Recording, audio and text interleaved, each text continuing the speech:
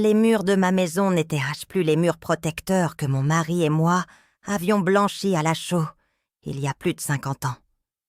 Non, à 78 ans, ces murs étaient devenus la cage de la peur. Je n'avais jamais été faible. Aide ménagère. Toute ma vie, je soulevais les matelas et lavais les draps des autres comme si j'avais des ressorts dans les bras. La propreté, c'était mon honneur. Cette maison, nous l'avions payée, sou par sou, avec le sang et la sueur. Elle était le dernier souvenir de Marcel. Et puis, il y a eu la première chute. Bête, dans la cour, en ramassant une feuille. Mes jambes ont flanché comme du coton. Je suis restée par terre une bonne minute, à attendre que le souffle revienne. C'était la première fois que la peur s'asseyait à côté de moi. Au début, j'ai cru que c'était l'âge. On n'a plus 20 ans, c'est ce que je me disais. J'ai vu 4 médecins. On m'a fait des analyses pour le cœur, pour la tête, pour les os. On m'a testé pour les vertiges, le diabète, la tension. Rien. Le dernier, un jeune homme pressé, m'a regardé avec cette pitié condescendante qu'on ne supporte pas. « Madame Geneviève, tout est normal. Vous devez accepter que vous avez besoin d'aide. Vous ne pouvez plus rester seule. C'est dangereux. » Je suis rentrée à la maison et j'ai mis mes boîtes de vitamines, de calcium et mes pilules contre les vertiges dans le fond de l'armoire. Inutile. Rien ne marchait. C'était même pire. Les tremblements s'étaient installés. Je sentais mes jambes faiblir sans raison, comme si le ciment de mes os se dissolvait de l'intérieur. La peur est devenue une présence constante. J'avais peur de tomber dans la cuisine, de me casser la hanche, de rester là, bêtement, à attendre qu'Isabelle vienne me trouver le lendemain. Je n'étais plus la Geneviève qui montait ses 2 étages sans souffler. J'étais une naufragée, agrippée au canapé. C'est là que ma vie est devenue la prison du canapé. Je n'osais plus bouger. Chaque pas était un pari contre le sol. C'était humiliant, cette faiblesse. Pendant 1 mois, j'ai vécu dans une terreur silencieuse. C'est peut-être ça, se sentir vieille. Et c'est là qu'Antoine a commencé à devenir le plus aimable des gendres. Antoine, mon gendre. Il était architecte, un homme qui avait toujours l'air de calculer les choses à voix haute. Depuis que Marcel était parti il y a 5 ans, Antoine venait de plus en plus souvent. Au début, c'était pour m'aider à changer une ampoule, mais ça finissait toujours avec une conversation sur le prix de l'immobilier dans le quartier. Isabelle, ma fille, mon unique enfant, était toujours avec lui. Elle avait l'air fatiguée, les traits tirés. Elle me regardait avec affection, mais elle ne disait jamais non à Antoine. Jamais. « Mamie Geneviève, regarde comme tu trembles. Laisse-moi te donner ce verre d'eau, » disait Antoine avec son sourire de notaire. Il était trop poli. Ça m'énervait, mais il était là. Il m'apportait mes courses. Il m'apportait la nourriture. Je me sentais coupable de tout le travail que je lui donnais. Un jour, j'ai entendu leur conversation au téléphone. Ils pensaient que je dormais ou que l'épuisement m'avait rendue sourde. « L'EHPAD de Saint-Maurice est très bien, Isabelle. On a déjà le dossier. »« Mais papa, la maison... »« Chérie, on vend. C'est la seule solution.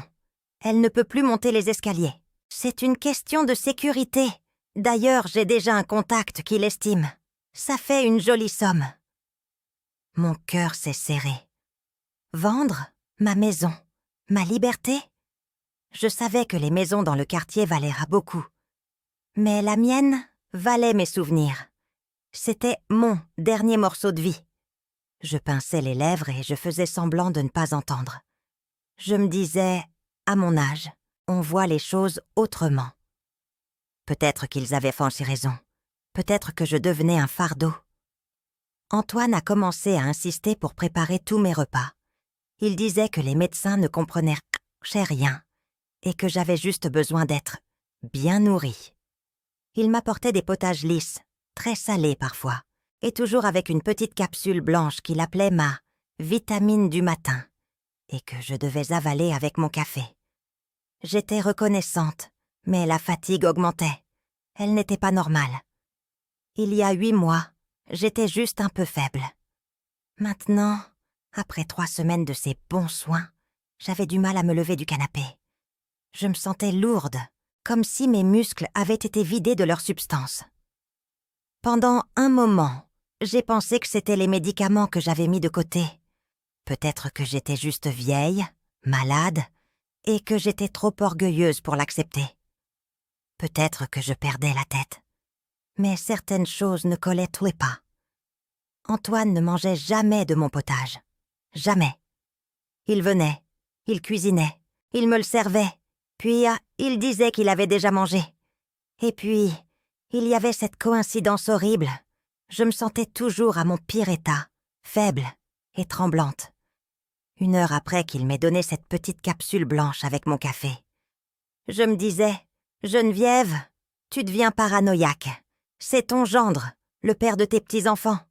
Il est là pour t'aider. » Mais le doute, il est comme une petite tache de graisse sur un beau drap blanc.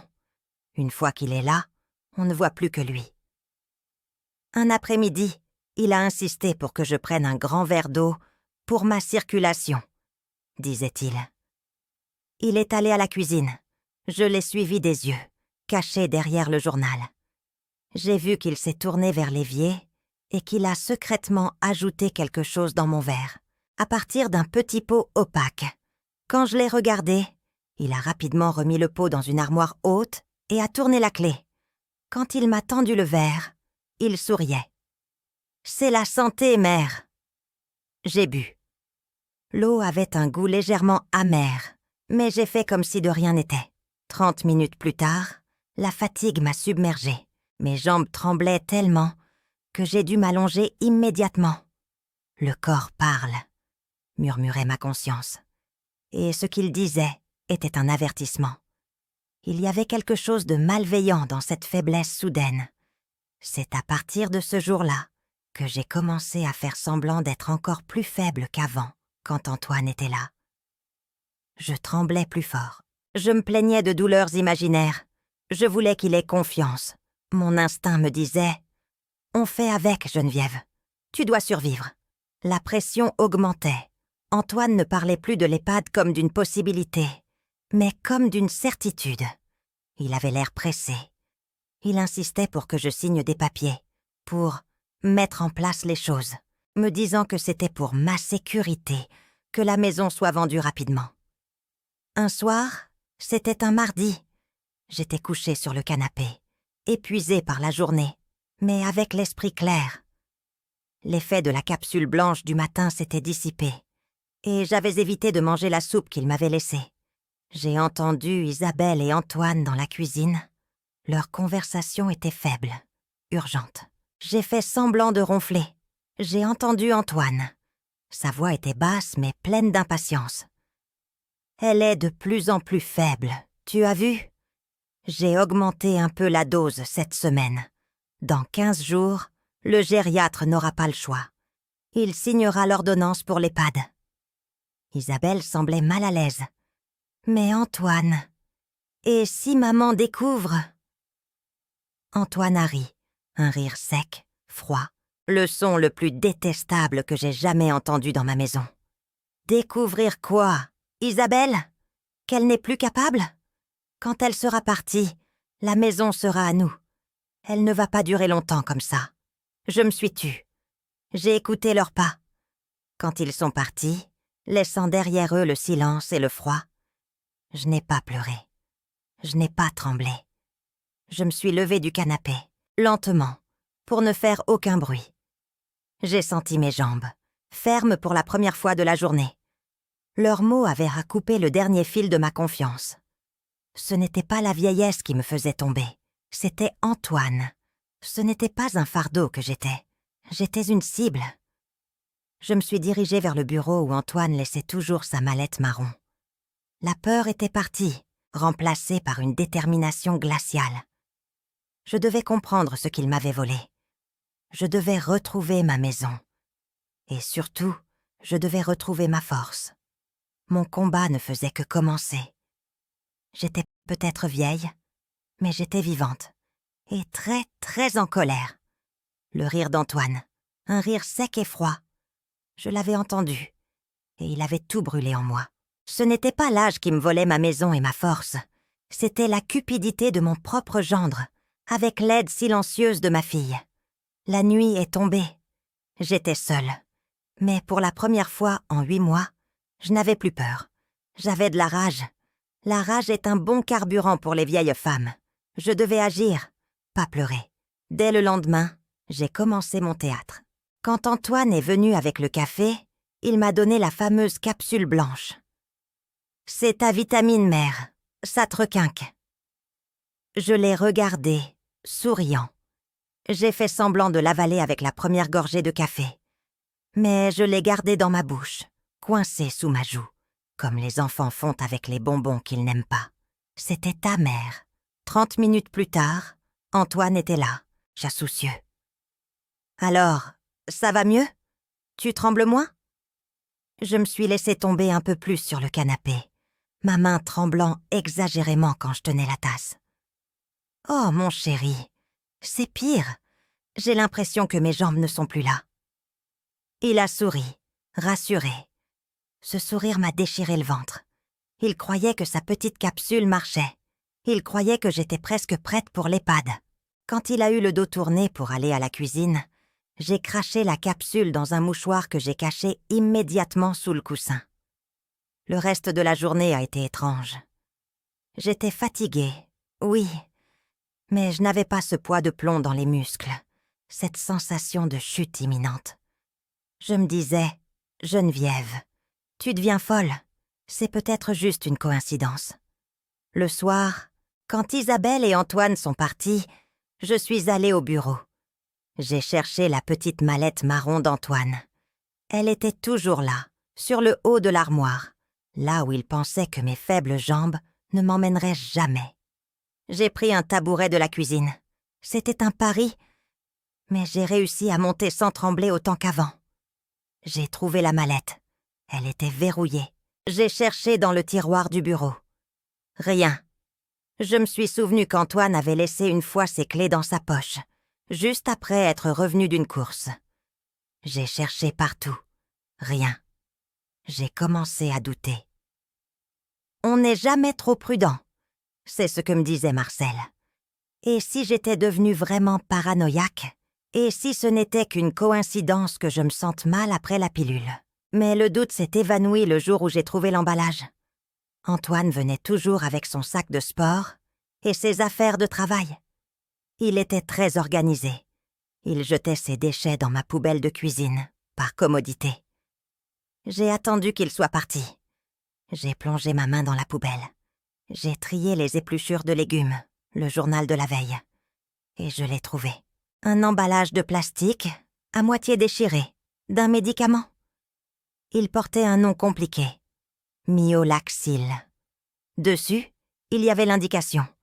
Décontractant musculaire puissant. J'ai senti le froid me monter des pieds jusqu'au cœur. Ce n'était pas une vitamine. C'était pour détendre les muscles avant une opération lourde. Pris tous les jours, ça devait m'empêcher de me tenir droite. Ça me rendait faible, oui. Mais pas parce que mes os étaient là fragiles. C'était parce que mes muscles ne voulaient si plus obéir. Je devais parler à quelqu'un. Mais à qui faire confiance? Il y avait Yvette. Yvette, ma voisine, l'ancienne infirmière scolaire.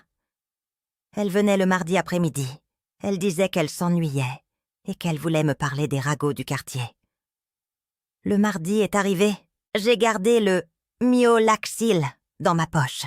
« Geneviève, tu as l'air fatiguée. Mais tu as un peu plus de couleur, je trouve. Tu as réussi à monter les escaliers ?» J'ai regardé Yvette, ses yeux bleus vifs et son air de ne jamais se laisser faire. « Yvette, j'ai peur. Je crois qu'Antoine me donne quelque chose. » J'ai tout raconté. La capsule blanche, le goût amer dans l'eau, la conversation que j'avais surprise. J'ai montré l'emballage du Myolaxil. Yvette a mis ses lunettes, elle a lu, puis elle m'a regardée, la bouche entr'ouverte. Elle n'a pas crié. Elle est restée très calme, gardé la tête froide. Je me suis dit, c'est exactement ce qu'il fallait. Geneviève, il veut que tu sois incapable. Ce n'est pas un poison qui tue vite, c'est un poison qui vole la vie lentement. Tu ne te bats pas contre la vieillesse, tu te bats contre un crime. La vérité dite à haute voix par Yvette était une brique dans le ventre. Isabelle, ma fille. Comment avait-elle pu laisser faire ça? Je n'ai pas osé demander à Yvette si elle pensait qu'Isabelle était vraiment complice. Je ne voulais pas entendre la réponse. Mais comment je peux me défendre, Yvette? Je ne peux même pas tenir debout pour aller aux toilettes. Yvette, l'ancienne infirmière, s'est assise à côté de moi sur le canapé, le regard plein de compassion, mais ferme. On va faire 2 choses. Premièrement, tu ne touches plus à ces capsules. Tu les jettes. Tu manges le moins possible de ce qu'ils te préparent. J'ai acquiescé. Deuxièmement, on va lui prouver qu'il a tort. Les médecins ont dit que tout allait bien avec ton cœur et ta tête. Ce qui est cassé, c'est la connexion entre ton cerveau et tes pieds. Ce médicament, il a coupé ta force de réaction, ton équilibre. Elle a pris une feuille de papier et un stylo. Elle m'a expliqué ce qu'elle appelait le protocole des 5 exercices essentiels. Elle avait assisté à des formations de prévention des chutes. Tu crois que marcher, ça suffit? Non. La marche, ça ne prévient pas la chute. C'est pour ça que tu tombais. Il faut reconstruire ce que ce gendre t'a volé. Elle a pointé le premier exercice. Le plus important, la station unipodale. L'équilibre sur une jambe. Elle s'est levée, s'est tenue au comptoir et a levé une jambe. Elle a tenu 30 secondes, comme une statue. Tu vas essayer de tenir 30 secondes par jambe, 3 fois par jour. Si tu y arrives, les études montrent que tu réduis le risque de chute de 43% après seulement quelques semaines. C'est la science, Geneviève. On va prouver à Antoine que tu n'es pas fini. J'ai essayé. Je me suis tenue au mur. J'ai levé la jambe gauche. 5 secondes. Je suis retombée, frustrée. Un pas après l'autre. Geneviève. Ne te presse pas, a dit Yvette. À ce moment-là, j'ai su que j'avais une chance. Ma maladie n'était pas naturelle. Ma guérison, elle, allait l'être. La découverte de la capsule fut une douleur, mais une douleur nécessaire. J'avais la preuve de sa trahison, mais j'avais besoin de preuves de sa cupidité. Antoine est revenu le lendemain, plus pressé que jamais. J'ai pris rendez-vous avec le notaire pour la semaine prochaine, mère. Il faut que tu signes les papiers de mandat. C'est pour préparer le terrain avant ton transfert. Je sentais qu'il intensifiait la pression. J'étais censée être faible. J'ai toussé, j'ai cligné des yeux, l'air confuse. « Quel papier, mon chéri? Je ne comprends rien à tout ça. »« Les papiers de la maison, mère. C'est une question de sécurité et de simplification pour Isabelle. » Il a posé sa mallette marron sur le bureau, l'a ouverte rapidement pour sortir un stylo et l'a laissée à peine fermée en partant me chercher un verre d'eau. Mon cœur battait la chamade. C'était ma chance. J'ai fait semblant de tousser très fort. Il est parti à la cuisine. J'ai filé vers le bureau. Mes jambes tremblaient encore un peu. Mais la rage me donnait de la vitesse. J'ai soulevé le rabat de la mallette. Il y avait des contrats, des factures, et au-dessus, comme une évidence honteuse, la estimation immobilière. J'ai attrapé le papier. J'ai vu le chiffre barré en rouge. 450 000 €. C'était le prix de ma liberté, le prix de mes souvenirs. J'ai entendu l'eau couler dans la cuisine. Vite, j'ai sorti mon vieux téléphone à clapet et j'ai pris une photo, floue mais lisible. C'était la preuve de leur motivation. Quand Antoine est revenu, il a refermé sa mallette d'un air machinal. Il ne s'était rendu compte de rien. Il m'a tendu le verre d'eau. J'ai fait semblant de boire. mais j'ai versé un peu de liquide dans un pot de fleurs. « C'est une belle somme, tu ne crois pas, mère? On pourra te payer les meilleurs soins. » Je l'ai regardé, lui le jeune homme pressé qui se réjouissait de l'argent de mon deuil. Il ne comprenait pas que ma maison, c'était le sang de mon mari. Il m'avait volé ma santé. Maintenant, il voulait voler mon patrimoine. La douleur était lancinante. Pas la douleur physique, la douleur d'Isabelle. Elle était là-dedans. Elle savait. C'était la pire des trahisons. J'avais élevé une fille qui me livrait au vautour pour 450 000 €. J'ai passé le reste de cette journée à me demander si je devais tout arrêter. Partir à l'EHPAD, signer les papiers et laisser cette vie derrière moi. C'est la vie, on m'avait dit. Peut-être qu'à mon âge, il fallait laisser les jeunes s'occuper des affaires. Mais le souvenir de Marcel, le souvenir de mon dos cassé pour payer chaque brique de ce toit, ça m'a ramené. Je ne pouvais pas abandonner. Je ne pouvais pas laisser Antoine gagner. Le plan était clair. J'avais 2 preuves. L'emballage de Myolaxil pour prouver qu'il me rendait faible et l'estimation immobilière pour prouver sa motivation. Maintenant, je devais me guérir et enregistrer ses aveux. J'ai appelé Yvette le soir même. « Yvette, il est pressé. Il veut que je signe la semaine prochaine. Je n'ai pas le temps de guérir. » On n'a pas besoin de guérir complètement, Geneviève. On a besoin de te faire tenir debout quand il faudra. J'ai commencé mon entraînement secret. Mon corps était encore lourd des dernières doses de relaxants que j'avais reçues. Mais j'avais arrêté de les prendre. La douleur et la lourdeur s'estompaient, lentement. Je me concentrais sur les exercices que m'avait donnés Yvette. Je faisais la station unipodale devant le comptoir de la cuisine, 3 fois par jour. Au début, j'arrivais à peine à 5 secondes. J'étais tellement frustrée que j'avais envie de pleurer. « 5 secondes, c'est mieux que 0, me disait Yvette. Alors, j'ai persévéré. Je faisais 10 répétitions de levers de chaise. 3 fois par jour. Je m'asseyais et me relevais sans l'aide des mains. Le premier jour, c'était un calvaire. Le 3e jour, j'ai réussi à en faire 6 de suite sans tomber. Je sentais mes muscles, là où Antoine avait essayé de les vider, se réveiller. J'ai ajouté les poussées isométriques au mur. Je m'appuyais contre le mur et je poussais avec mes bras et mes jambes pendant 15 secondes. Chaque matin, je me mesurais. Je ne pouvais pas faire d'analyse de sang, mais je pouvais mesurer ma force. Après 5 jours d'arrêt, du Myolaxil et d'entraînement, je suis revenue à la station unipodale. J'ai compté 25 secondes.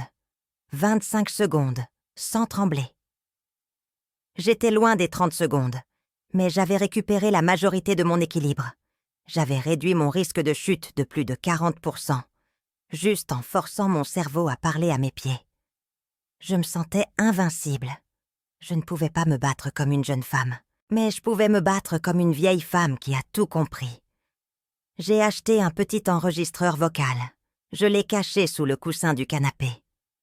Chaque fois qu'Antoine venait, je l'allumais. « Tu as bien signé les papiers pour le mandat bancaire, mère? C'est pour qu'Isabelle puisse gérer quand tu ne pourras plus te concentrer. » « Mais je me concentre très bien, Antoine. »« Oui, bien sûr, mais il faut être prévoyant. Rappelle-toi, le gériatre vient la semaine prochaine. Il faut que tout soit en ordre pour la vente. Il y a 450 000 € en jeu. On ne peut pas se permettre d'attendre. » J'ai souri intérieurement. Il donnait le chiffre exact de son vol. Le petit appareil enregistrait sa cupidité, sa voix basse et pressée. La stratégie était simple. Jouer la femme mourante devant lui et la femme combattante quand il était parti. Antoine, certain de ma faiblesse, a augmenté la pression. Il est arrivé un matin avec un dossier dans les mains, son air habituel de notaire pressé.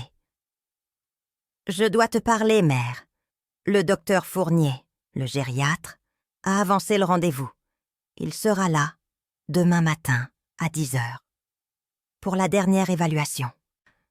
J'ai senti une décharge électrique dans tout mon corps. Demain? C'était 72 heures plus tôt que ce qu'il m'avait dit. Il voulait me prendre par surprise. Je me suis laissé glisser un peu plus sur le canapé, ma voix rauque. Demain? Mais je ne suis pas prête. Ne t'inquiète pas, mère. Il va juste constater que tu as besoin d'un environnement plus sûr. Ça ne changera rien à ton dossier. Juste, il faut signer ça. Il a pointé un paragraphe sur un papier de transfert de propriété. Il a fait semblant de s'inquiéter de ma fatigue. Viens, je t'aide à monter dans ton lit. Tu dois te reposer pour que tu sois présentable demain. Je me suis laissé guider. Je me suis écroulée sur le lit. Il a laissé le dossier de l'EHPAD sur ma table de nuit. Quand il a fermé la porte, j'ai attendu 5 minutes, le temps d'entendre sa voiture démarrer. Je me suis levée, j'ai pris l'enregistrement d'Antoine, les photos du Myolaxil et de l'estimation immobilière, et j'ai appelé Yvette. C'est demain, Yvette. Il a avancé le rendez-vous. Il veut m'humilier devant le médecin pour qu'il me déclare incapable. Ne t'inquiète pas, Geneviève. J'ai contacté l'avocat et le commissaire Leclerc. Ils seront là. Mais il faut que tu leur montres que tu es capable. Il faut que tu prouves que ce médecin n'a pas le droit de signer ses papiers. La nuit fut longue. Je ne dormais pas. Je ne pensais pas à l'EHPAD. Je pensais au combat. Je me suis entraînée une dernière fois, sans bruit, dans le couloir. 28 secondes sur une jambe. Presque parfait. À l'aube, je me suis préparée. J'ai mis ma plus belle robe, celle que Marcel aimait. J'ai glissé l'enregistreur, les photos et l'emballage vide du médicament dans la poche. J'ai pris une grande inspiration. On ne connaît pas la force qu'on a jusqu'à ce qu'on soit obligé de s'en servir. À 9h58, la sonnette a retenti. Antoine est entré le premier, suivi d'un homme en costume, le docteur Fournier. Antoine avait l'air impatient, son sourire de notaire collé au visage. « Bonjour, mamie Geneviève. Prête? Le gériatre est là. Nous allons mettre fin à ses soucis, n'est-ce pas ?» dit-il, tendant la main pour la soulever du canapé. J'ai regardé sa main, je l'ai ignorée. Et puis, Geneviève, la Geneviève laveuse de draps, la Geneviève qui avait construit sa maison sou par sou, s'est levée, sans aide, sans effort. J'ai fait un parfait lever de chaise. Mes pieds s'ancrant fermement dans le tapis que Marcel avait choisi. Le gériatre, témoin de la prouesse physique inattendue, s'arrêta net. Antoine, l'air livide, ne comprenait plus. Il voyait devant lui une femme debout, forte, les yeux clairs. Ma faiblesse n'était qu'un mensonge. Mon équilibre était revenu. J'étais prête. Et très, très en colère. Mon combat ne faisait que commencer. Avant de continuer, dis-moi d'où tu regardes. J'aimerais beaucoup savoir jusqu'où cette histoire va voyager. 10 heures. L'horloge du salon sonnait ses 10 coups précis. Je me tenais debout, les pieds ancrés dans le tapis, mon corps ne tremblant plus que d'une rage intérieure, maîtrisée. Le gériatre Dr Fournier s'était figé, son bloc-notes à mi-hauteur. Antoine, le gendre vautour, avait le sourire brisé. C'est incroyable, mère. Vous avez retrouvé vos forces si vite? Balbutia-t-il. Il s'avança, une main tendue pour reprendre le contrôle de la situation. Mais je reculais d'un pas, assurée, me tenant parfaitement droite. Non, Antoine, j'ai retrouvé mon équilibre, répondis-je. Ma voix était calme, trop calme. C'est alors que la sonnette retentit de nouveau. Antoine tourna la tête, agacé. La porte s'ouvrit. Entrèrent Maître Dubois, mon avocat, et derrière lui, le commissaire Leclerc, en uniforme de police, suivi de 2 officiers.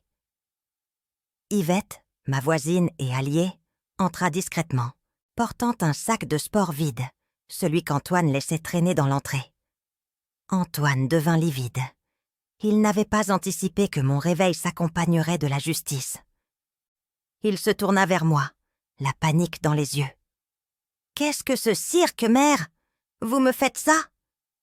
Maître Dubois s'adressa au gériatre et au commissaire, ignorant la fureur d'Antoine. « Nous sommes ici pour empêcher la signature d'un mandat de transfert de propriété sous motif d'abus de faiblesse, conformément à l'article 223 du Code pénal. » Je m'approchai de la table du salon, là où Antoine avait posé la mallette, et y déposait l'enregistreur vocal, petit, noir, un témoin silencieux. J'appuyai sur le bouton lecture. La voix d'Antoine, basse et pressée, emplit la pièce, parlant à Isabelle. « Il faut que tout soit en ordre pour la vente. Il y a 450 000 € en jeu. On ne peut pas se permettre d'attendre. » Le silence fut brutal, lourd. Le docteur Fournier regarda Antoine, visiblement choqué. Antoine se redressa, gesticulant. « Ce sont des discussions privées, mère. Ça ne prouve rien. »« Ça prouve ta motivation, Antoine. Maintenant, prouvons la méthode. » Je sortis de ma poche l'emballage déchiré, mais lisible. Le commissaire Leclerc s'avança pour le prendre. « Myolaxile, décontractant musculaire puissant. » Yvette posa le sac de sport d'Antoine sur la table. « J'ai récupéré les capsules non consommées par Geneviève ici, monsieur le commissaire. Elles correspondent à l'emballage. » Le commissaire Leclerc hocha la tête, froidement. « Monsieur Antoine, un puissant myorelaxant administré quotidiennement à une personne âgée est une tentative délibérée de provoquer l'incapacité physique, ce qui rend toute transaction légale ultérieure caduque. » Antoine était acculé. « C'était pour son bien. Je voulais juste l'aider à se détendre.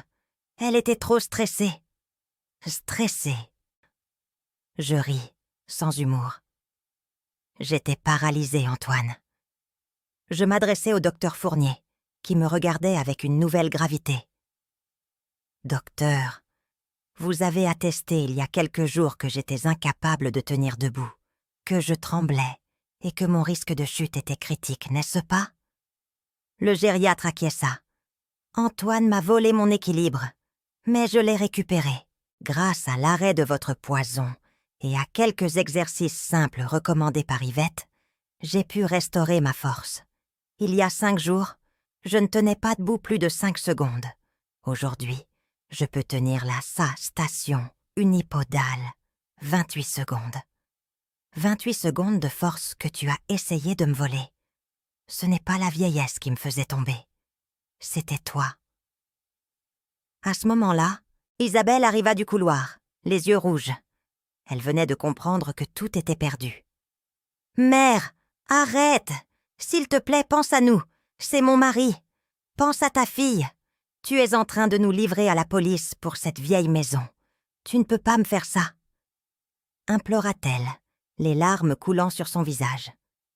Antoine, voyant son mariage s'effondrer et sa liberté menacée, s'agenouilla presque devant moi, le désespoir dans les traits. « Mère, s'il te plaît, je suis ton gendre. Après tout ce que nous avons fait pour toi, vous allez me détruire pour 40 ans de prison, juste pour un malentendu financier. » Je regardai Isabelle, puis Antoine, et toute la douleur s'envola, remplacée par une indifférence glaciale. Je fixai Antoine droit dans les yeux. Ma voix, ferme et gelée, ne trembla pas une seule fois. J'ai soulevé les matelas des autres et blanchi leurs draps sous la pluie pendant 40 ans pour que personne ne vole mon toit. Toi, tu as planifié ma paralysie et ma mort lente avec un relaxant musculaire pour voler 450 000 €. Je fis une courte pause, le fixant. Tu as laissé mon héritage, mon patrimoine, s'effondrer comme j'étais censé le faire. Tu as cessé d'être mon gendre le jour où tu as ri de ma faiblesse. Ma phrase finale fut un coup sec. Tu es un criminel. Mon futur est la vie. Le tien, non. Le commissaire Leclerc n'attendit pas une seconde de plus. Il fit signe à ses officiers. Monsieur Antoine, vous êtes en état d'arrestation pour abus de faiblesse qualifié, mise en danger de la vie d'autrui et tentative de spoliation d'héritage. » Antoine fut menotté et emmené, hurlant sa rage et ses dénégations dans le couloir. Isabelle s'effondra au sol. Maître Dubois annula immédiatement tous les documents de procuration qu'Antoine m'avait fait signer, les déclarant nuls et non avenus. Le docteur Fournier, silencieux, s'excusa platement et promit de coopérer. La maison retrouva son silence. Un silence propre, débarrassé du poison et de la cupidité. L'issue judiciaire fut rapide et dévastatrice pour Antoine. Reconnu coupable d'avoir délibérément affaibli et mis en danger la vie de sa belle-mère pour obtenir un gain financier, il fut condamné à 12 ans de réclusion ferme. Il perdit son poste d'architecte, son autorisation d'exercer fut suspendue à vie, et il fut contraint de payer, à moi, Geneviève, une indemnisation de 300 000 € pour le préjudice moral et matériel causé. Isabelle, bien qu'elle n'ait pas administré le médicament, fut jugée complice par omission et intention. Son mariage fut dissous, elle perdit la moitié de ses biens dans le divorce forcé et fut socialement ostracisée. Antoine et Isabelle avaient fort et voulu hériter. Ils se retrouvèrent ruinés et isolés. Isabelle déménagea dans une autre région, sans plus aucun contact avec moi, qui ne souhaitait plus entretenir de relations avec elle après cette trahison. Antoine purge sa peine à la maison centrale de Saint-Martin, où il ne reçoit aucune visite de la famille. Aujourd'hui, j'ai 79 ans. 2 années se sont écoulées depuis ce matin de confrontation. Je n'ai pas seulement récupéré, je suis plus forte. Mon gériatre, qui me suit maintenant avec une attention presque honteuse, a confirmé ma pleine santé. Grâce à l'arrêt du myorelaxant et aux exercices d'équilibre, ma tension artérielle est stable, à 125/80. J'ai perdu 6 kilos. Je monte les escaliers 2 par 2 quand Yvette ne me surveille pas. Ma force et mon énergie sont revenues.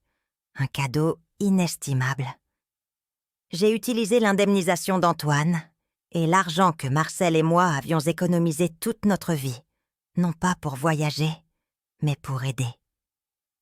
Ma maison, que la cupidité d'Antoine estimait à 450 000 €, est devenue le siège de l'Équilibre de l'âge, une association communautaire que j'ai fondée avec Yvette.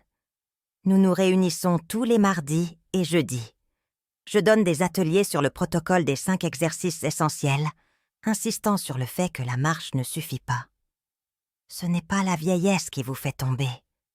Je dis aux nouveaux membres, c'est la perte de la connexion entre votre cerveau et vos pieds. J'insiste sur la coartation unipodale, la fierté de mon rétablissement. Mon propre gériatre, le docteur Fournier, y envoie désormais des patients en rééducation. En 2 ans, l'Équilibre de l'âge a aidé plus de 150 seniors à retrouver leur autonomie physique. Je suis entourée d'amis fidèles et d'un nouveau réseau solidaire. J'ai trouvé un nouveau but. Je me lève tous les jours à l'aube.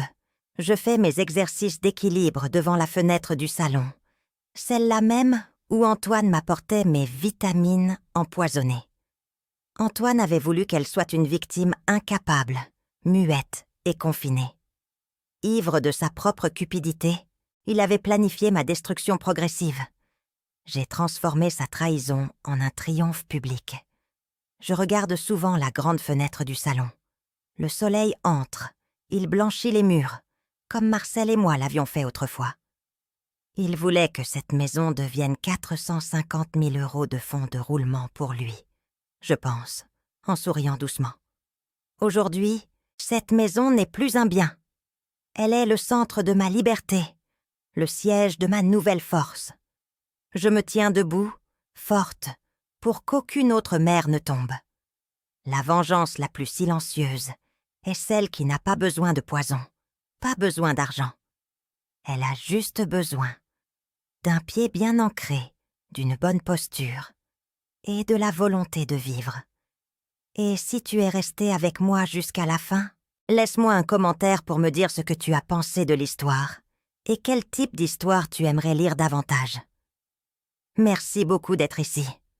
À la prochaine histoire émouvante.